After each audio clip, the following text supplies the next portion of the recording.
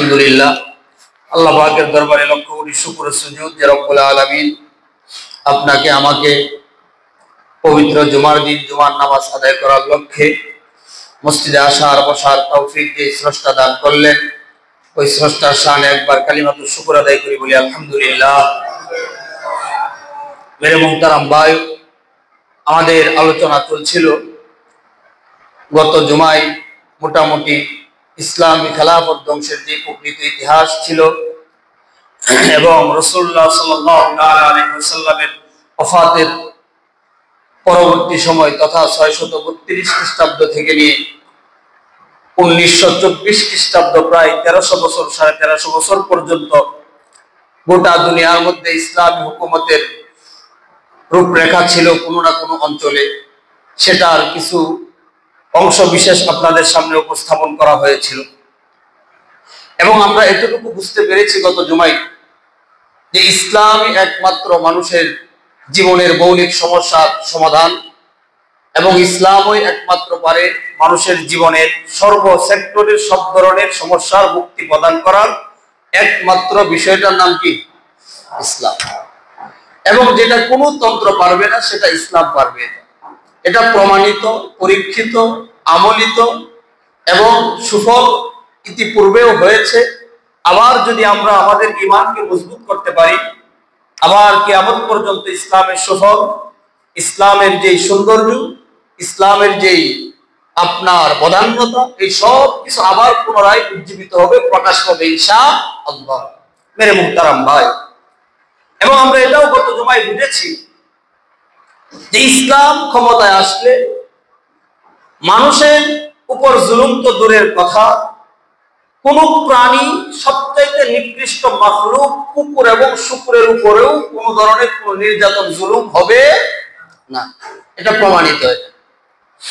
এবার আপনার ভালো যদি না লাগে, আপনার ইমানের কমতি আছে, যদি ইসলামটাকে আপনি পরিপূর্ণ ভালো না লাগাইতে পারেন, ইসলামই মুক্তি দিতে পারে, ইসলামই শান্তির বিধান এবং ইসলাম সব কিছু থেকে পরিত্রাণ দিতে পারে, এটা যদি আপনার পরিপূর্ণ ভালো না লাগে তাহলে আপনার ঈমানের কমতি আছে। সহিহ বুখারীর বর্ণনা, তিরমিজি শরীফের রওয়ায়াত আছে 1922 নং হাদিস, নবীজি বলেন, মান রাআ মিনকুম মুনকারাম মিন ফালইউগাইয়ির বিয়াদিহি ফাইল্লাম নাস্তাতি' ফাবিলিসানি ফাইল্লাম নাস্তাতি' ফাবিকলবিহি ওয়া যালিকা আযআফুল ঈমান।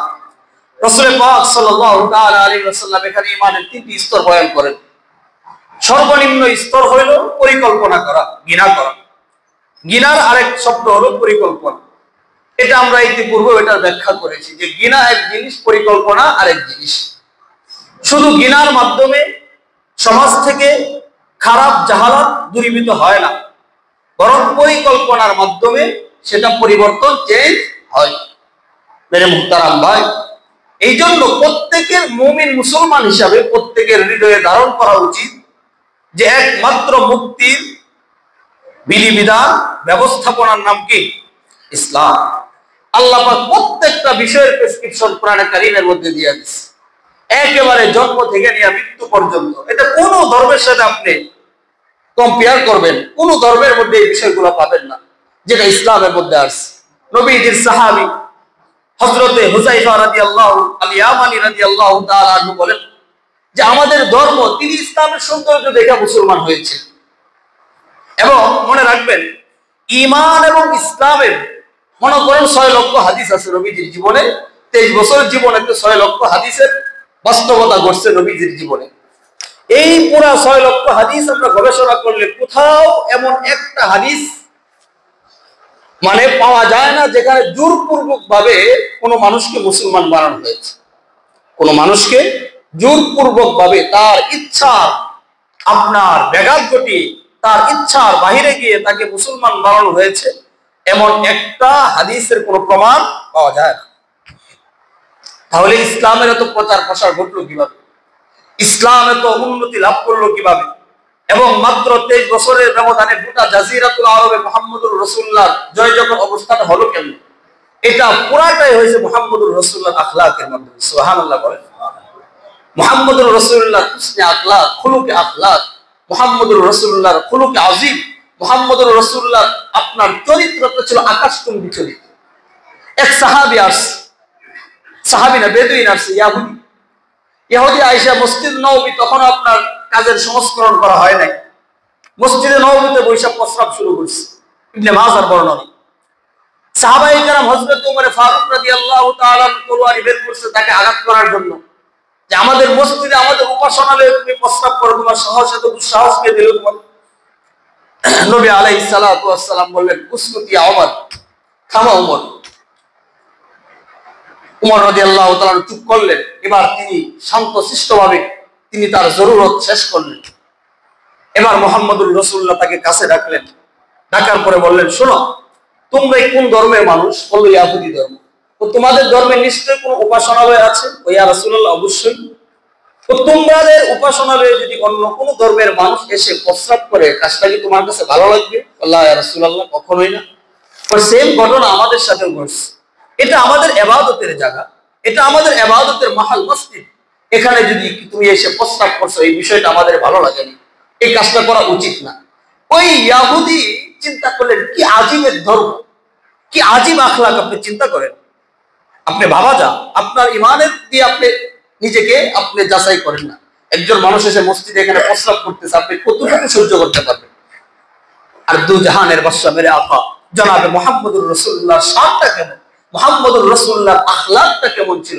মুহাম্মদুর রাসূলুল্লাহ সুন্দরভাবে, এত সুন্দরভাবে উপস্থাপনা করলেন, সাথে সাথে তিনি হাত বাড়ায় দিয়ে বলেন, ইয়া রাসূলুল্লাহ, আমাকে কালিমা পড়ায় মুসলমান বানায় দেন। সুবহানাল্লাহ বলেন। মুহাম্মদুর রাসূলুল্লাহ আখলাক, একাধিক হাদিস, একটা না লক্ষ লক্ষ হাদিস আছে নবীজির আখলাক এবং চরিত্রের উপর গবেষণা করে। নবীজির ইন্তেকালের 1500 বছর পরেও মানুষ মুসলমান হইতেছে আখলাকের উপর। আমরা মুসলমান, আমাদের আখলাক থেকে বের হয়ে গেছে, আমাদের মুসলমানিত্বের যে চিন্তা, সেই চিন্তা থেকে বের হয়ে গেছে, মুসলমানদের যে চেতনা, সেই চেতনা থেকে বের হয়ে গেছে। মুসলমানদের যে আখলাক হওয়ার কথা ছিল, আমাদের যে জবানের ওয়াদার অবস্থা মুমিন মুসলমানদের যেমন ছিল, সেটা থেকে আমরা বের হয়ে গেছি। আল্লাহ পাক রব্বুল আলামিন আমাদেরকে মুহাম্মদুর রাসূলুল্লাহ উত্তম আখলাক গ্রহণ করে জীবন পরিচালনা করার তৌফিক নসিব করুন। মেরে মুহতারাম ভাই, আজকে আপনাদের সামনে কোরআনে কারীমের যে আয়াত এবং হাদিস পাঠ করেছি, সহিহ বুখারীতে আছে, হাদিস তিরমিজি শরীফে আছে, মুসলিম শরীফে আছে। প্রায় হাদিস এর জগতের সবচেয়ে প্রসিদ্ধ এবং গ্রহণযোগ্য 3 কিতাব সহিহ বুখারী, মুসলিম, তিরমিজি, 3 কিতাবে বর্ণনা আছে। এবং আল্লাহ পাক রব্বুল আলামিন কোরআনে কারীমে আয়াতের মধ্যে বলেন, মা ইয়ালফিজু মিন কাওলিন ইল্লা লাদাইহি রাকিবুন আতীদ। আয়াত এবং হাদিসের মূল বিষয়বস্তু হলো এই, যে ইসলামের মাঝে, আগে ভূমিকাটা বুঝেন, ইসলামের মাঝে আল্লাহ পাক রব্বুল আলামিন মুসলমানদেরকে যে অঙ্গ প্রত্যঙ্গ দিয়েছেন, সবচাইতে শ্রেষ্ঠ এবং গ্রহণযোগ্য দামি অঙ্গের নাম হইল জবান। সবচাইতে দামি অঙ্গের নাম কি? আজকের বয়ানের বিষয়বস্তু হলো জবানের হেফাজত জান্নাতের আমানত। জবানের হেফাজত, আপনি যদি আপনার জবানের হেফাজত করতে পারেন, জান্নাতের আমানতের জিম্মাদারি নিছে কে? মুহাম্মদুর রাসূলুল্লাহ। নবীজি বলেন, তোমরা যদি তোমাদের 2টা জিনিসের আমানতের গ্যারান্টি আমাকে দিতে পারো, আমি তোমাদের জান্নাতের গ্যারান্টি নিয়ে নিলাম। সুবহানাল্লাহ বলেন। কয়টা জিনিসের গ্যারান্টি? 1 নাম্বার লজ্জা স্থানের গ্যারান্টি দিতে হবে, নাম্বার 2 জবানের গ্যারান্টি দিতে হবে। এই জবানের হেফাজত সম্পর্কে আজকে আমরা কিছু আলোচনা, কিছু হাদিস, কিছু কোরআনের আয়াত নিয়ে আমরা আলোচনা করব ইনশাআল্লাহ। জবানের হেফাজতটা অত্যন্ত দামি একটি বিষয়। নবী আলাইহিস সালাতু ওয়াস সালাম বলেন, ইবনে মাজার বর্ণনা, যে ব্যক্তি তার জবানকে হেফাজত করলো, সে তার কলবকে হেফাজত করলো। যে ব্যক্তি তার কলবকে হেফাজত করলো, সে তার ঈমানকে হেফাজত করলো। বলেন তো দেখি, জবানের হেফাজত হলে কিসের হেফাজত হবে? কলবের হেফাজত হবে। প্রথমে জবানের হেফাজত হলে কিসের হেফাজত হবে? আওয়াজ করতে হবে, কিসের হেফাজত হবে? কলবের। কলবের হেফাজত হলে কিসের হেফাজত হবে? ঈমানের হেফাজত হবে। আমাদের তো মূল দায়িত্ব হলো ঈমানটা হেফাজত করা। এই যে মেহনত আমরা করি, আমাদের দাওয়াত তাবলীগের সাথীরা মেহনত করেন, আরো যারা দুনিয়ার মধ্যে ইসলামের যত মেহনত হচ্ছে, সব মেহনতের মূল উদ্দেশ্য কি? ঈমানকে মজবুত বানাও ভাই। কে মজবুত বানানো? ঈমানকে মজবুত বানানো, ঈমানটাকে হেফাজত করা, ঈমানের মধ্যে যেন কোনো অবস্থায় শিরিক, বেদাত, কুফর যেন না ঢুকে যায়, এটার জন্যই কিন্তু এত সব কিছুর মেহনত। কি বলেন আপনারা? এই জবানের হেফাজতের মাধ্যমে কলবের হেফাজত হয়। নবীজির হাদিস, কলবের হেফাজতের মাধ্যমে ঈমানের হেফাজত হয়। দেখেন, জবানটা সবচাইতে দামি অঙ্গ, এটার কোনো বিকল্প নাই। এটার কি নাই? হাতের বিকল্প আছে। আপনার হাত নষ্ট হয়ে গেছে, প্রত্যেক অঙ্গই দামি, সেটা পরে বলবো। বাকি হাত নষ্ট হয়ে গেছে, হাত দ্বারা একটা জিনিস ধরার প্রয়োজন, আপনি পারছেন না, আপনি জবান দ্বারা বলতে পারবেন ভাই আমাকে বোতলটা দেন, পারবেননি? কথা বলে না। তাহলে হাতের বিকল্প কি হলো? আপনার মাথা ব্যথা করতেছে, আপনি মাথা দিয়ে বলতে পারেন না, বলতে পারেন কি দিয়া? জবান। সব অঙ্গ প্রত্যঙ্গের বিকল্পে জবান কাজ করে, কিন্তু জবান এমন এক দামি অঙ্গ প্রত্যঙ্গ, এটার বিকল্প কোনো জিনিস নেই। সুবহানাল্লাহ, আসেনি বিকল্প? আপনি এটা না থাকলে বুঝাইতে পারবেন না। হ্যাঁ, ইশারা দ্বারা বুবারা বুঝিয়ে থাকেন, ওইটা তো আর পরিপূর্ণ হাকিকতে সমঝে নেই, হাকিকতে বুঝ দেখি, এটা পরিপূর্ণ বুঝ না এটা। তাহলে জবানটা সবচাইতে দামি। শুধু দামি তো দামি না, এই জবানটাকে আল্লাহ দামি জায়গার মধ্যে ফিট করছে। সুবহানাল্লাহ বলবেন? বলেন তো দেখি, পুরা মানুষের শরীরের মধ্যে সবচাইতে দামি অঙ্গ প্রত্যঙ্গ কোনটা? চেহারা। কি? ওয়াজহু, চেহারা। সহিহ বুখারীতে আছে, নবীজি বলেন কারো চেহারায় আঘাত করবা না। সহিহ বুখারীর বর্ণনা, নবীজি বলেন শাসন করবা, ধমক দিবা, মাগার কারো চেহারায় কি করবা না? আঘাত করবা না। এই জন্য চেহারায় আঘাত করা জায়েজ নেই। কথা বুঝছেন? চেহারায় আঘাত জায়েজ নেই। বাকি পাথর দিয়ে মানুষকে মারতে মারতে নিহত করবেন, ওটা কি আছে? জায়েজ আছে নাকি? কথা বলেন, ওইটা জায়েজ আছে? জুলুমের কত পর্যায়ে চলে গেছে বলেন তো দেখি। যেখানে চেহারায় হাত দিয়ে আঘাত করা নিষেধ, সেখানে একটা মানুষকে বাংলাদেশের মতন জমিনের মধ্যে পাথর দিয়ে মারতে মারতে মানুষটাকে হত্যা করে। বলেন তো দেখি, জাহিলি যুগে এত পরিমাণ খারাপ কাজ হয়েছে? জাহিলি যুগে মানুষকে কবর দিছে জীবন্ত, কিন্তু এভাবে জীবন্ত কবর দিয়ে দিচ্ছে, অক্সিজেন পাবে না, মারা যাবে, শেষ। কিন্তু পাথর মারতে মারতে হত্যা করা, এটা কি কঠিন কাজ না সহজ কাজ? জাহালাত যুগ পার হয়ে গেছে ভাই। আল্লাহ আমাদেরকে জুলুম থেকে হেফাজত করুন। মেরে মুহতারাম ভাই, তাহলে চেহারা সবচাইতে দামি অঙ্গ প্রত্যঙ্গ। চেহারা কি? সবচাইতে দামি অঙ্গ প্রত্যঙ্গ। এই চেহারার মধ্যে বসাইছে কাকে? জবানকে। আমি জবানের গুরুত্বটা বুঝাইলে পরে না বুঝবেন জবান দ্বারা কি বলা যাবে কি বলা যাবে না। তাহলে সবচাইতে দামি অঙ্গ প্রত্যঙ্গ হইল চেহারা, আর এই চেহারার মধ্যে আল্লাহ ফিট করছে কাকে? এই জবানকে ফিট করছে। শুধু তাই না, আপনি জানেন কত পরিমাণ নিয়ামত আল্লাহর বুক করতেছে। মানুষের দুইটা জিনিস সবচাইতে বেশি চলে, যেটা কখনো ক্লান্ত হয় না। আপনি একটা হাত দিয়ে কয়শো কেজি মাল উঠাইতে পারবেন? কথা বলেন। 50 কেজি, 100 কেজি, বা সারাদিনে 1000 কেজি উঠাইলেন, হাতে ব্যথা করবেনি? কথা বলে না? হাতে ব্যথা আসবে নিশ্চয়ই। কিন্তু বলেন তো, এই জবান দিয়ে কত হাজার কথা বলতে মুখ ব্যথা করে? কখনো এমন হয়েছে যে হুজুর কথা বলার কারণে আমার মুখটা ব্যথা করতেছে? কথা বলেন। আরেকটা হইলো এই চোখের পাতি। চোখের কি? এই যে এত ভার চোখের পাতি, নিপতেছে খুলতেছে, নিপতেছে খুলতেছে, কোনোদিন ব্যথা করছে চোখের পাতি? সুবহানাল্লাহ। ডাক্তার বলে কি বলে জানেন? বর্তমান বৈজ্ঞানিক বলে প্রতি 8 সেকেন্ডে আপনার চোখের পাতি একবার নড়াচড়া করে। কত সেকেন্ডে? প্রতি 8 সেকেন্ডে চোখের পাতি একবার নড়াচড়া করাটা হলো সুস্থ মানুষের আলামত। এবার যদি কোনো মানুষের এই চোখের পলক 8 সেকেন্ডে বন্ধ না হয়, সে অসুস্থ। কারো 16 সেকেন্ড লাগে, তার চোখে সমস্যা আছে। কারো 20 সেকেন্ড লাগে, সমস্যা আছে। কারো 4 সেকেন্ডে হয়, তারও সমস্যা আছে। বারবার যদি চোখের পাতি হয়, এটা কি দোষ না? এটা একটা সমস্যা না? তাহলে প্রতি 8 সেকেন্ডে চোখের পলক নিপতেছে নিপতেছে নিপতেছে। শুধু তাই না, বিজ্ঞান আরো বলেন যে প্রতিটা চোখের মধ্যে 3টা নল আল্লাহ পাক দিছে। এই যে এই পলকটা 8 সেকেন্ডে একবার বন্ধ হয়, খুলে কেন জানেন? কথা বলে না। কেন খুলে? প্রতি মুহূর্তে আল্লাহ পাকের 3টা নল দিছে। 3টা নল দিয়া শরীরের যে ক্যালসিয়াম পানি আছে, এটা পানিটা আইসা আপনাকে পানি ছিটায়া দিচ্ছে চোখের মাঝে। কি করতেছেন? পানি ছিটায়া দিচ্ছে। এটা ডাক্তারি একদম বিজ্ঞানিক এবং সুন্নাহ মোতাবেক কথা। প্রতি মুহূর্তে আপনার শরীর থেকে নল দিয়ে পানি ছিটিয়ে দিচ্ছে কোথায়? চোখে। এবার বলেন তো দেখি, আপনি এক জায়গায় পানি দিচ্ছেন, সেখান থেকে যদি নাড়াচড়া না হয়, পানিটা জমে নষ্ট হয়ে যাবে না? ঠিক চোখের মাসালা একই। যদি এবার চোখের পলক বারবার উঠানামা না করে, 8 সেকেন্ডে উঠানামা না করে, তখন মানুষের চোখের মধ্যে কেতুর জমে যায়, মানুষের চোখের মধ্যে পানি জমা হয়ে যায়, চোখ নষ্ট হয়ে যাওয়ার সম্ভাবনা থাকে। সুবহানাল্লাহ বলবেন। মানে আল্লাহর কোন কাজ ফায়দা ব্যতীত না। প্রত্যেকটা কাজের মধ্যে শরঈ এবং সায়েন্স বিজ্ঞান অনুযায়ী ফায়দা সম্মত। শুধু তাই না, এই যে পানিটা আল্লাহ পাক সেচন করতেছে, দিতেছে, ডাক্তার বলেন যদি এই পানি আপনার সেচন করা না হয় সব সময়, তাহলে মানুষের চোখ ভালো থাকবে না, মানুষ মারা যাওয়ার সম্ভাবনা আছে। এবং আর্টিফিশিয়াল পানি যদি এই চোখের মধ্যে দেওয়া হয়, প্রতি 8 মিনিটে 1 ড্রপ পানি লাগবে। কত ড্রপ পানি?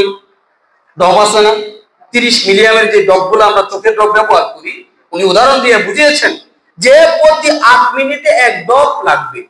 এই 1 ড্রপের দাম হলো 8000 টাকা। আর্টিফিশিয়াল পানি যদি দেওয়া লাগবে, 1 ড্রপের দাম কত? তিনি তার আমেরিকান সায়েন্স অনুযায়ী গবেষণা করে বলেছেন কম বেশি হবে দাম। এবার বলেন তো দেখি, প্রতি 8 মিনিটে 8000 টাকার পানি লাগে। এই 8000 টাকার পানিটা প্রতি 8 মিনিটে কে দিচ্ছে আমাকে? সুবহানাল্লাহ। কত টাকা দিচ্ছেন আল্লাহ? কি দিচ্ছেন আল্লাহকে বলেন? শুধু নিচ্ছেন আর নিচ্ছেন। আল্লাহ বলেন আমি কিছু চাই না, তুমি তোমার 3.5 হাত বডিটাকে আমি ইসলামের জন্য কুরবানি করিয়ে দাও, তুমি তোমার কপালটাকে আমি আল্লাহর জন্য সিজদার জন্য লুটাইয়া দাও, তুমি তোমার জবান দ্বারা দাওয়াতের মেহনতে লেগে যাও, তুমি তোমার জবান দিয়ে মানুষকে দ্বীনের প্রতি আহ্বান করো, আমি আর কিচ্ছু চাই না। বুঝেন, প্রতি 8 মিনিটে 8000 টাকার পানি, এটা শুধু একটা অঙ্গের কথা বললাম। 8000 টাকার পানি চোখের মধ্যে আল্লাহ পাক বিনা মূল্যে সেচন করতেছে। এবং সেই পানি শুকানোর জন্য যে ফ্যান ব্যবহার করার দরকার, সেখানে চোখের পাতিকে আল্লাহ পাক ফিট করে দিচ্ছে। এই চোখের পাতি নাড়াচাড়া না হইলে আবার পানি জমে কেতুর হয়ে চোখ নষ্ট হয়ে যাবে।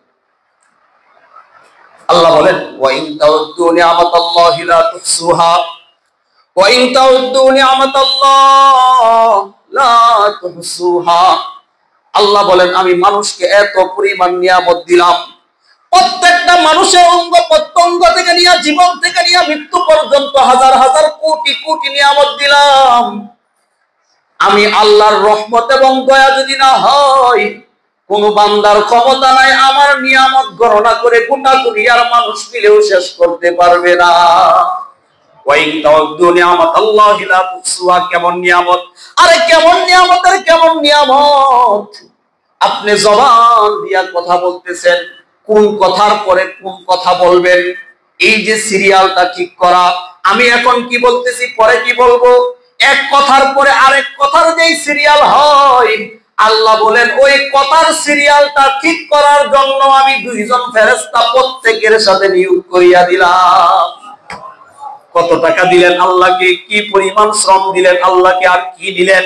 আল্লাহ বলেন আরে আমার আসমান জমিন পাহাড় পর্বত দুনিয়ার সবকিছু তোমার জন্য বানাইলাম, তুমি সব কিছু নিয়ে যাও। 18,000 তো বলি আমরা কম বেশি, যত মাখলুকাতের বর্ণনা হয়েছে এই হাদিস দ্বারা, সমস্ত মাখলুকাতকে একমাত্র কার জন্য বানাইছে? একমাত্র মানুষের জন্য বানাই। পাহাড় বানাইছে মানুষের জন্য। আল্লাহ বলেন ওয়াল জিবালা আওতাদা, ওয়াল জিবালা আওতাদা, মানুষ দুনিয়াতে বসবাস করবে, চলাচল করবে, হাঁটা চলা করবে অনেকটা। এই জমিনটা পানির উপর ভাসমান, কিসের উপর ভাসমান? এই যে গোটা দুনিয়ার ওয়াল আরদু, যেই জমিন আমাদের দৃশ্যমান হয়, এই গোটা জমিনকে আল্লাহ পাক পানির উপর ভাসাইয়া রাখছে। পানির উপর জিনিস থাকলে নড়াচড়া করেনি। আল্লাহ বলেন নড়াচড়া যেন না হয়, এই জন্য আমি পাহাড়কে জমিনের পেরেক হিসাবে বানায়া দিলাম। আল্লাহ বলেন শুধু তাই না, শুধু তাই না, আসমান বানাইলাম তোমাদের জন্য, পাহাড় বানাইলাম তোমাদের জন্য, পর্বত বানাইলাম তোমাদের জন্য। এই যে গরু দুধ দেয়, এই গরুটা প্রতিনিয়ত দুধ দিয়ে যাবো এবং তোমার জন্য বানাইলাম। আল্লাহর অন্য কোন প্রাণীর দুধ খাওয়ার প্রয়োজন আসেনি? কথা কয় না? অন্য কোন মাখলুকের গরুর গোশত খাওয়ার প্রয়োজন আসেনি? হাঁসের গোশত খাওয়ার প্রয়োজন আসেনি? মুরগির গোশত খাওয়ার প্রয়োজন আসেনি? তাহলে আল্লাহ পাক কোটি কোটি মাখলুকাত তোমাদের জন্য বানাই, হাজার হাজার মাখলুকাত আপনার আমার জন্য বানাইলেন। তাফসীর ইবনে কাবির ওয়ালা আল্লামা ফখরুদ্দিন রাজি রাহমাতুল্লাহি আলাইহি বলেন আল্লাহ আপনি সবকিছু বানাইলেন, সবকিছু দিলেন, আপনি কি নিলেন? আল্লাহ বলেন আমি কিছু চাই না। সুবহানাল্লাহ কয় না? আল্লাহ বলেন ইন্নী আনা গায়রা মুহতাজ, আমি গোটা দুনিয়ার মাখলুক থেকে পরিপূর্ণভাবে অমুখাপেক্ষী। সুবহানাল্লাহ। আল্লাহ বলেন আরে আমি শুধু অমুখাপেক্ষী তাই না, আরে আমি তোমাদের থেকে রিজিক নিয়ে আমার কি লাভ, আমার কি ফায়দা হয়? বরং নাহনু নারযুকুকা ওয়াল আকিবাতু লিত্তাকওয়া, বরং আমি আল্লাহ গোটা দুনিয়ার মানুষের রিজিকের জিম্মাদারি আমি আল্লাহ নিয়ে নিলাম। তাহলে আল্লাহ বলেন আমি আসমান পাহাড় সবকিছু দিলাম তোমাদের জন্য। আল্লাহকে বলি মালিক আপনি কি নিলেন? আপনার কিছু প্রয়োজন নাই। না, কিছু তো কিছু নেন না।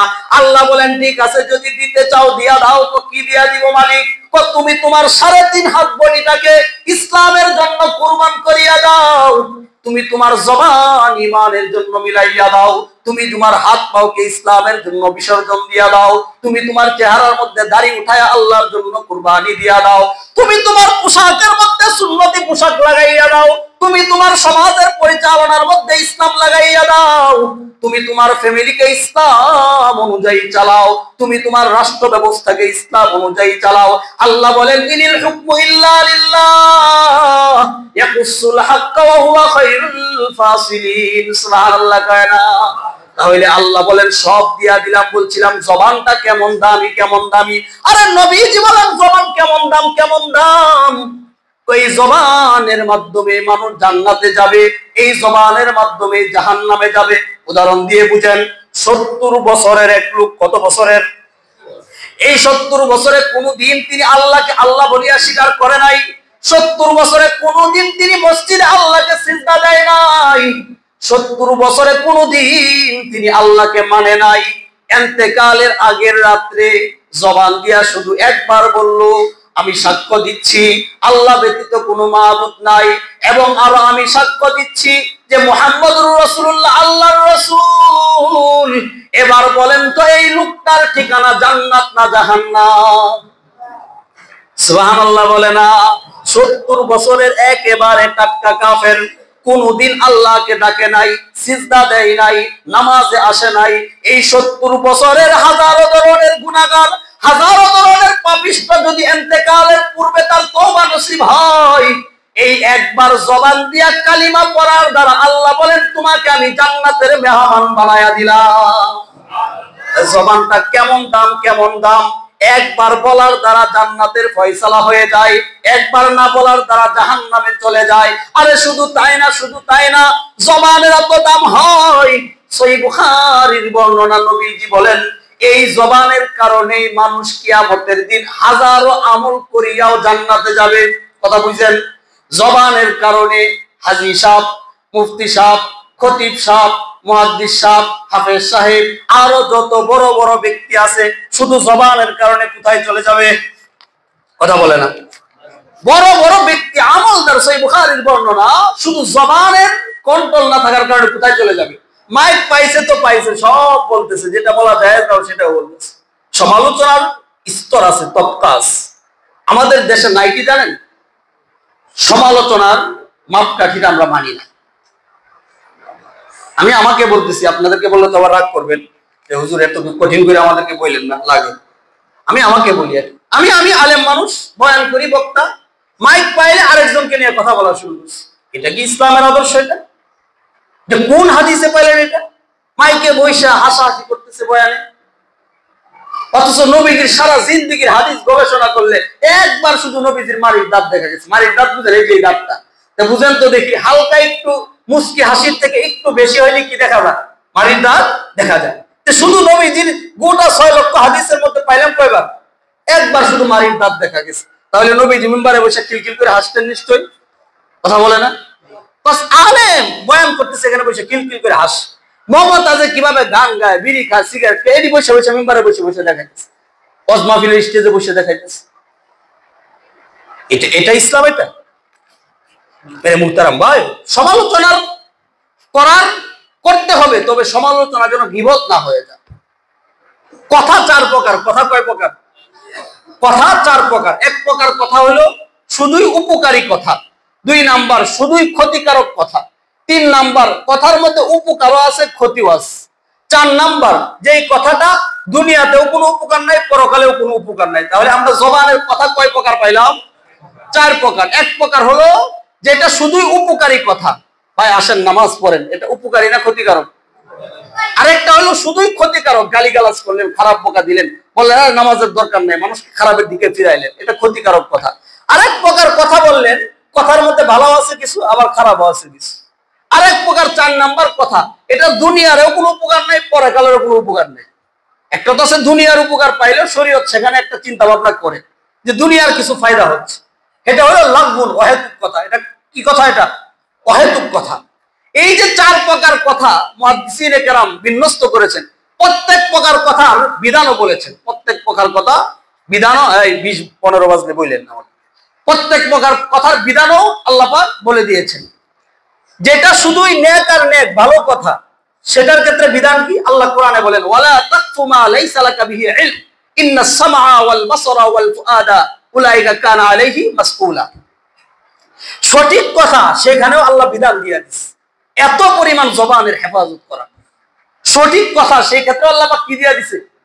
একটা লিমিট দিয়ে দিয়েছে, কোরআনের আয়াত দিয়া তাও, যে সঠিক কথাও যেখানে মন চায় সেটা বলা যাবে না। আপনি সঠিক আপনার ধারণা অনুযায়ী বুঝলেন সঠিক, আপনি আরেকজনের কাছে বলে দিলেন, অথচ কথাটা কিনা আপনি বইলা দিলেন হাদিস, মূলত এটা কিনা আপনি তো পাপ কাজ করলেন। নবীজি বলেন, মান তাবাওয়া মাকআদাহু মিনান নার, যে ব্যক্তি আমার হাদিস নিয়ে বলে কোন আলেম এটা হাদিস, অথচ এটা হাদিস না, সে তার ঠিকানা জাহান্নামে বানায়। তাহলে ভালো কথা বলার ক্ষেত্রে আল্লাহ বলেন, মা লাইসা লাকা বিহি ইলম, পরিপূর্ণ ইলম জ্ঞান না থাকলে তুমি ওই বিষয়ে জবান খুলবা না। কেন? ইন্নাস সামআ ওয়াল বাসারা ওয়াল ফুআদা কুল্লু উলাইকা কানা আলাইহি মাসউলা। আল্লাহ বলেন প্রত্যেকটা কর্ণ শক্তি, প্রত্যেকটা হাতের শক্তি, প্রত্যেকটা জবানের শক্তি, প্রত্যেকটা অঙ্গ প্রত্যঙ্গকে আল্লাহ পাক কিয়ামতের দিন জিজ্ঞাসা করবেন। কথা বুঝেন? আপনি কোন কাজে আপনার জবানকে ব্যয় করেন এটা জিজ্ঞাসা করবেন। শুধু তাই না, সহিহ বুখারীর বর্ণনা আম্মা জান আয়েশা বলেন, কাফা বিল মারই কাযিবান আই ইউহাদ্দিসা বিকালিমাতি। 2 riwayat আছে 2 কিতাবে, যে কোন ব্যক্তি মিথ্যাবাদী হওয়ার জন্য এটাই যথেষ্ট, সে যাহা শুনে তাহাই বলে দেয়। ফেসবুক চালান না অনেকেই? সবাই তো চালান, শেয়ার করেন না? এমনি একজন একটা ভিডিও কইরা 2 নাম্বারই কইরা ছেড়ে দিছে, আপনি এটা শেয়ার মেরে দিলেন। আপনি গবেষণা করলেন না এই লোকটা কি গ্রহণযোগ্য নাকি অগ্রহণযোগ্য, তার ভিডিওটা আমি শেয়ার করলাম। আমার ফ্রেন্ড লিস্টে যারা অ্যাকসেপ্ট আছে, অনুমোদন আছে, যারা আমার ফ্রেন্ড, যারা নিশ্চয়ই 100-200 মানুষ দেখবেন আপনি শেয়ার করলে। এই 200 মানুষ দেখলো, একটা মিথ্যা সংবাদ জানলো, এটার গুনাহটা কার হবে? আপনার হবে। বলেন না কার হবে? আপনার হবে। ভালো কাজ, অনলাইন ইন্টারনেট ভালো কাজে ব্যবহার করেন, নিষেধ নাই। আল্লাহ বলেন, ইন মা লাইসা লাকা বিহি ইলম, আপনি একটা বিষয় শেয়ার করে দিলেন, এখন এটা কি শত্রু পক্ষ তাকে দুর্নাম করার জন্য ভিডিওটা ছাড়লো, নাকি তাকে দেশের মতো পরিস্থিতি কায়েম করার জন্য এটা ছাড়লো? আপনি কোনো গবেষণা করলেন না। আপনি পাইলেন আপনার দলের পক্ষের লোক, দিলেন শেয়ার করে। আপনি পাইলেন বিপক্ষের লোক, দিলেন শেয়ার করে। বলেন তো, এই যে মিথ্যা সংবাদটা আপনি আরো 200 জনের মধ্যে পৌঁছায় দিলেন, এটার গুনার ভাগীদার হবে কে? আপনি হবে। মা লাইসা লাকা বিহি ইলম, বাজার কঠিন। ইন্নাস সামা, কঠিন মনে হয়, কিন্তু জিনিসগুলো অনেক গুরুত্বপূর্ণ। শুধু তাই না, রাসূলুল্লাহ কি বলেন, যেটা বলতেছিলাম হাদিস, যে বহুত আমলদারি মানুষ শুধু জবানকে একটু সময় হেফাজত না করার কারণে কোথায় চলে যাবে? জাহান্নামে চলে যাবে। আর হাজার ধরনের গুনাহগার বান্দা জবান হেফাজত কারণে কোথায় চলে যাবে? আরো সহজ উদাহরণ দিয়ে বুঝায়, রাগ করেন না আপনারা, বিভিন্ন দল বিভিন্ন করেন মানুষ। এই আমাদের আওয়ামী লীগের স্বরাষ্ট্রমন্ত্রী ছিল আসাদুজ্জামান কামাল, এরপরে আপনার সেক্রেটারি ছিল ওবায়দুল কাদের। আসাদুজ্জামান কামাল উনি পুরাই যেহেতু আপনার প্রশাসনিক সব দায়িত্বকার ছিল, ওনার ছিল না, উনি অনেক উল্টাপাল্টা করছে। কিন্তু ওনার নিয়ে মানুষ এত সমালোচনা কেন করে না? উনি তার জবানটা হেফাজত করছে, উনি চুপচাপ থাকতো সবসময়। কিন্তু ওবায়দুল কাদেরের ব্যাপারে মানুষ এত খেপা কেন? সে কিছু পাইলে আরেকজনকে নিয়ে বাস উল্টাপাল্টা কঠিন ভাবে বলে ফেলতে। আর এটা ওনাদের ভালো কিছু বলা বা অন্য কিছু বলা উদ্দেশ্য না, এটা উদ্দেশ্য হলো যে জবান হেফাজত করলে দুনিয়াতে দাম আসেনি। আপনি চুপ থাকবেন, দেখবেন এটার একটা ফলাফল পাবেন। আপনি কথা বুঝাইতে পারলাম না? ফলাফল একটা পাবেন এই দুনিয়াতে। শুধু তাই না, সহিহ বুখারীর বর্ণনা, নবীজি বলেন, হাজারো আমলদারি ব্যক্তি জবান হেফাজত না করার কারণে কোথায় চলে যাবে? জাহান্নামে চলে যাবে। আর হাজারো পাপিষ্ট ব্যক্তি জবান হেফাজতের কারণে, শুধু এই গুণটা থাকার কারণে আল্লাহ তাকে মাফ করার বিবেচনায় নেবেন। যেমন নবী আলাইহিস সালাতু ওয়াস সালাম বলেন, হযরত আবু হুরায়রা থেকে বর্ণিত, রাসূল পাক সাল্লাল্লাহু আলাইহি ওয়াসাল্লাম ফরমান, যে বনি ইসরাইলের 2 জন লোক ছিল। কয়জন লোক? বনি ইসরাইল মানে আমাদের পূর্ববর্তী মুসা নবীর অনুসারী, তাদেরকে বনি ইসরাইল বলা হয়। বনি ইসরাইলদের 2 ব্যক্তি ছিল, একজন ছিল 2 বন্ধু ছিল আর কি। ইন্না রাজুলানে সাদিকানে, দুই বন্ধু ছিল, একজন ছিল পাপিষ্ট, আরেকজন ছিল নেককার। এবার নেককার বন্ধু শুধু তাকে দাওয়াত দেয়, ভাই চলো না নামাজ পড়ি, চলো না রোজা রাখি, চলো না হজ করি, যাকাত দিই, বারবার শুধু তাকে দাওয়াত দেয়, কিন্তু সে দাওয়াত মানে না আল্লাহর বান্দা। ওই বান্দা গুনাহ করে যাচ্ছে, করে যাচ্ছে, করে যাচ্ছে। শেষ পর্যায়ের ঘটনা, ইন্তেকালের কিছুদিন পূর্বে এই বন্ধু দেখে ওই পাপিষ্ট বন্ধুকে রাস্তায় দাঁড়ায় দাঁড়ায় পাপ কাজ করতেছে, নামাজের সময় জুয়া খেলতেছে। বললে ভাই চলো না নামাজে, আরে তুমি যাও, আমার যাওয়ার প্রয়োজন নাই। এবার ওই বন্ধু রাগ হয়ে বইলে ফেলাইছে, দূর, তোকে আল্লাহ পাক জীবনেও মাফ করবে না এবং জান্নাতেও প্রবেশ করাইবে না। লা ইউদখিলুকাল্লাহু ফিল জান্নাহ আবাদা, যে তোমাকে আল্লাহ কখনোই জান্নাতে দিবে না এবং কখনোই মাফ করবে না, তুমি এত পাপিষ্ট। এটা বললেন কে? নেককার বান্দা বললেন। কাকে বললেন? পাপিষ্ট বান্দাকে। কিছুদিন পরে নবীজি বলেন উভয়জনের মৃত্যু হয়ে যাক। আল্লাহ পাক রব্বুল আলামিন আরশের ময়দানে নবীজিকে জানায় দিয়েছে ওহীর মাধ্যমে। আল্লাহ পাক বিচার কার্য ব্যবস্থা করে উভয়জনকে ডাকবেন, উভয়জনকে ডাকবেন। ডাকার পরে এবার যিনি ওই যে আমলদার ব্যক্তি, তিনি বইলে ফেলাইছিলেন রাগ কইরা, মাসালা খেয়াল রাখবেন, আমরা অনেকে অনেক সময় বাবারা সন্তানকে তুই মরতে পারস না, কথাটা বলিনি আমরা। ওই সময়টা ছিল দোয়া কবুলের সময়। দোয়া কবুল কি সব সময় না, কিছু নির্দিষ্ট সময় আছে। মাগরিবের পূর্ব মুহূর্তে দোয়া কবুল হয়, ইমাম খুতবায় বসলে দোয়া কবুল হয়, আরো কিছু দোয়া কবুলের নির্দিষ্ট খুসুসি সময় আছে। এখন আপনি বইলে ফেলেন সন্তান তুই মরতে পারিস না, এত জ্বালানি জ্বালাস, বাস দোয়া কবুলের সময় ফেরেশতা পাঠাইছে, আল্লাহ কবুল করছে, আপনি নিজের বিপদ নিজে রেখে আনলেন কিনা? এই জন্য রাসূলুল্লাহ তিরমিজিতে বলেন লা যে লাআনাকা লা লাআনাকা আল্লাহু ওয়ালা বিগাযাবিহি ওয়ালা বিন্নার, তোমরা কাউকে লানত দিও না, অভিশাপ দিও না এবং জাহান্নামী বলিও না।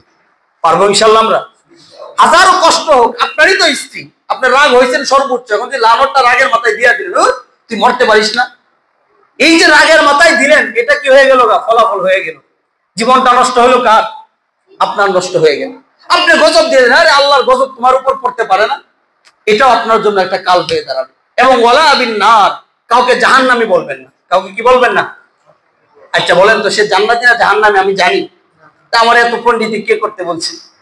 আমি একটু নামাজ পড়ি, রোজা রাখি, নিজের আমি বুজুর্গ ভাইবা, আরেকজনকে আমি এত খারাপ ভাবলাম, অথচ তার গোপনে এত ধরনের এক সদগার আমল আছে, এত পরিমাণ দানবীর সে দান করে, এটা দুনিয়ার কেউ জানে না, আল্লাহ ওই উসিলায় তাকে জান্নাতের মালিক বানায় দিবে, তখন আমার আপনার অবস্থা কি হবে?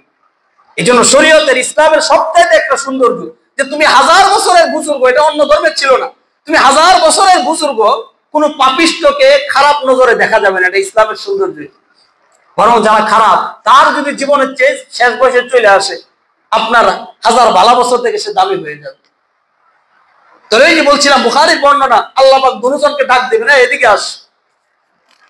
আমলদারকে বলবে বাবা তোমাকে এই গ্যারান্টি কে দিল? আল্লাহ বলবেন তোমাকে এই গ্যারান্টি কে দিয়েছে? সহিহ বর্ণনা বুখারী শরীফের। ইমাম বুখারী রাহমাতুল্লাহ এই ব্যাপারে ভাব কায়েম করছে যে তোমার এই গ্যারান্টি কে দিল? আমি তাকে জান্নাত দিব না, জাহান্নাম দিব, মাফ করব না, আমি আল্লাহ এত দয়া নাই আমার, এই কথাটা তোমাকে কে বললো? এটা এবার ফেরেশতাকে আদেশ দিবে, যাও তাকে নিয়ে জাহান্নামে ফেলে দাও। আমলদার ব্যক্তি কোথায় চলে যাবে? আর ওই ব্যক্তি যিনি পাপিষ্ট, কিরে বান্দা তুই এত চুপ থাকতিস কেন, তোরা এত কিছু বলতো কোনো জবাব দিতি না? আল্লাহ আমার মনে মনে একটা ধারণা ছিল শেষ বয়সে গিয়ে চেঞ্জ হবো, অথবা আল্লাহ আমি আপনার প্রতি একটা আশা ভরসা ভালো ছিল আমার, আল্লাহকে একটু খুশি করবে। আর আল্লাহ পাকেরও সিফাতে জামালি আছে, আপনাকে ভালো কিছু বললে খুশি হন না? আল্লাহ পাকের সিফাতে জামালি যখন এসে যায়, অন্য এক হাদিসের মধ্যে আসছে, ওই কিন্তু বলার সুযোগ নাই, সময় কম, যে দুই ব্যক্তিকে বলছে এই যাও জাহান্নামে যাও দুজন। এবার একজন এক কদম সামনে যাবে, তিরমিজি শরীফের বর্ণনা, আবার পিছনে তাকাবে, আরেক কদম যাবে, আবার পিছনে তাকায়, আরেকজনকে বলার সাথে সাথে গিয়ে লাফ মারছে, আল্লাহ পড়তে দেনে ধরে নিছে কুদরতি হাত। এবার দুজনকে ডাক দিয়ে বললো কিরে ব্যাপার, তোমাকে আমি যাইতে বললাম, তুমি এক কদম যাও আবার পিছনে তাকাও, ব্যাপার কি? আল্লাহ আমি শুনছি উলামায়ে কেরামের মুখে আপনি রহমান, আপনি রহিম, আপনি গফফার, আপনি যুল কুওয়া, আপনি তো এমন রহমান না, আপনি তো জাহান্নাম থেকে কয়লা উঠায়া ওই কয়লাকে হায়াতুন নাহার জীবন নদীতে ফালায়, বুখারীর বর্ণনা, এগুলাকে 33 বছরের যুবক যুবতী বানায় আপনি জান্নাতে দিবেন, সুবহানাল্লাহ বলেন। আর আপনি আমাকে জাহান্নামে যাইতে বলছেন, সত্যি সত্যি এটা আমার বিশ্বাস হইতেছে। কথা বুঝছেন? এটা আমার বুঝে আসতেছে না মালিক। আমার দয়ার প্রতি তোর এত আগ্রহ, জি মালিক। এত বিশ্বাস, হ্যাঁ মালিক। যা তুই জান্নাতে চলে যা। আর ওই যে বলার সাথে সাথে যে লাভ দিল, তারেও তো আল্লাহ পাক কি করছে, ধরে নিয়ে আসছে। কি ব্যাপার, তোমারে বলার সাথে সাথে চলে গেল? আল্লাহ, জীবনে কোনো বিধান মানি নাই। কথাটা বুঝছেন? জীবনে কোনো বিধান আপনার মানি নাই, শেষমেশ আপনার একটা আদেশ, এটাও যদি না মানি আমার ভয় লাগতেছে। মানে আল্লাহকে সত্যি আমারে ভয় করো, খাওয়াফু আলাইয়া, সত্যি কি আমাকে ভয় করো? হ্যাঁ মালিক। যা, আমার এই ভয় থাকার কারণে আমি তোরা জান্নাতের মালিক বানাই। কারণ আল্লাহ তো এমন রহমান, এমন স্রষ্টা, হাজার হাজার কোটি কোটি মাখলুককে যদি তিনি জান্নাতে দিয়া দেয়, ওনার কোনো কমতি পড়বে? কমতি পড়বে। এর মধ্যে ভাই শুধু তাই না, বলতেছিলাম যে জবানের হেফাজত করা, যে রাগের মাথায়ও কাউকে বদদুয়া না দেওয়া, আমরা পালন করবো না ইনশাআল্লাহ। যারাই বাবা আছেন, দাদা আছেন, সংসার করেন, কাউকে রাগের অবস্থায় বদদুয়া দিবেন না, বরং রাগান্বিত অবস্থায়, আনা ইনদা মুনকাসিরুল কুলুব, অন্য হাদিসে আছে, হাদিসে কুদসিতে, বান্দার যখন মন খারাপ থাকে, মন কালা থাকে, ভাঙ্গা দিল নিয়ে আল্লাহর কাছে কিছু চায়, আল্লাহ কবুল করে। আপনার রাগ হয়ে যখন কোনো কিছু বলে ফেলবেন, যদি আল্লাহ কবুল করে ফেলেন, তাহলে তো আপনার বিপদ হয়ে গেল। এই জন্য কেউ কোনো সন্তানকে, বহু প্রমাণ আছে উপমহাদেশে দেওবন্দ মাদ্রাসায় যখন আমি ছিলাম, একদম আমার চক্ষুর সামনে আমি নিজে দেখছি প্রমাণ। ছেলেকে নিয়ে আসছি, আবুল কাসেম নোমানী সাহেব তখন পালনপুর হিসাব রহমতুল্লাহ আলাইহি ছিলেন আমার উস্তাদে মুহতারাম, হুজুরের কাছে নিয়ে আসে, বলছে হুজুর এরকম ঘটনা ঘটছে। হ্যাঁ, তুমি এই বলার কারণে এরকম হয়েছে। বহুত বাপ মা কিছু বলে ফেললে যে কোনো অবস্থায় কবুল হয়ে যায়, কোনো পার্থক্য থাকে না বাপ মার কথার ভিতরে। এই জন্য আপনারা যারা বাপ মা আছেন, আপনাদেরকে অনুরোধ করে আহ্বান করি, কোনো অবস্থাতে সন্তান যত খারাপই হোক, যতই খারাপই হোক, আপনি যতই রাগ করেন, আপনি শেষটা কিন্তু ভালো চান। বলেন তো দেখি, শেষটা ভালো চান না? বুকে হাত দিয়ে। যতই খারাপ, ইয়াবাকুর, মদ খায়, গাঁজা খায়, কথা শুনে না, আপনি তার ব্যাপারে হাজারো নালিশ করেন, হাজারো কষ্ট দুঃখ আপনার দিলে আছে, কিন্তু শেষমেশ আপনি কিন্তু চান ছেলেটা পরিবর্তন হোক। এই পরিবর্তনের দরজাটা খোলা রাখবেন, বদদুয়া দিবেন না। পারবো না ইনশাআল্লাহ আমরা? শুধু তাই না মেরে মুহতারাম ভাই, তো বলছিলাম সমালোচনা আমাদের দেশে সবচেয়ে যেটা অভাব, আমরা একজন একজন সমালোচনা করি, তবে লিমিট ক্রস করি। এটা আমিও করি, আপনিও করেন, আরেকজনও করেন। সমালোচনা যেটা আপনার নৈতিকতার সাথে যতটুকু করা যাবে ততটুকু করবেন। কিভাবে কতটুকু করলে এটা ইনসাফপূর্ণ হবে, ভাষা ঠিক থাকবে, আপনার মাধুর্যতা ঠিক থাকবে, এই সবগুলো ঠিক রেখে গঠনমূলক সমালোচনা করেন, এটার দ্বারা শত্রুতা বাড়বে না। কারণ আপনি একদল করেন, আমি একদল করি, আমি গঠনমূলক ছাড়া শুধুই অপবাদ আর অপবাদমূলক আলোচনা করলাম, এটার দ্বারা একদল আরেক দলের কর্মীর প্রতি আক্রোশ বাড়ে, একদল আরেক দলের প্রতি মনে অসন্তুষ্টি আসে। কিন্তু গঠনমূলক এগুলা প্রয়োজন, আপনাদের মধ্যে সমস্যা, এগুলা সংস্কার আপনারা করেন, আপনাদের মধ্যে এই ঝামেলা আছে, এটা চেঞ্জ করেন। গঠনমূলক যখন আলোচনা হবে, সমালোচনা হবে, তখন দেখবেন পুরো দেশের মধ্যে ইনশাআল্লাহ শান্তি বিরাজ করবে। শুধু তাই না মেরে মুহতারাম ভাই, ইবনে আব্বাসের একটা রিওয়ায়াত বলে শেষ করছি। ইবনে আব্বাস কোন সাহাবী, যার ব্যাপারে নবী আলাইহিস সালাতু ওয়াস সালাম বলেন, ইবনে আব্বাস ছিলেন একেবারে খাটো মানুষ, পা গুলা ছিল চড়ুই পাখির পা আছে না, হাদিসে আছে কারুহাতিস সুরা, যে চড়ুই পাখির পায়ের মতো।